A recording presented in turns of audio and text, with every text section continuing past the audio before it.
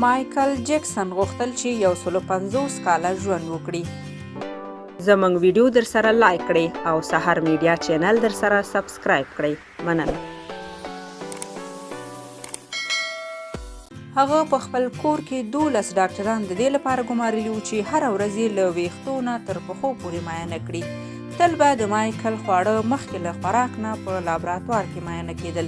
همداراز 15 نور کسان د دې لپاره ټاکل شوي وو چې د هغه ورځني تمریناتو او ورزش ته پاملرنه وکړي. د ښاغلي جکسن د خوب ځای داسې جوړ شوی و چې د اکسیجن د تنظیم کولو ټکنالوژي یې درلوده. د دې ترڅنګ نوموړي داسې کسان هم چمتو ساتلي وو چې د اړتیا په وخت کې به دې ته د خپل وجود هر غړی د دې روغتیا لپاره ورکوي.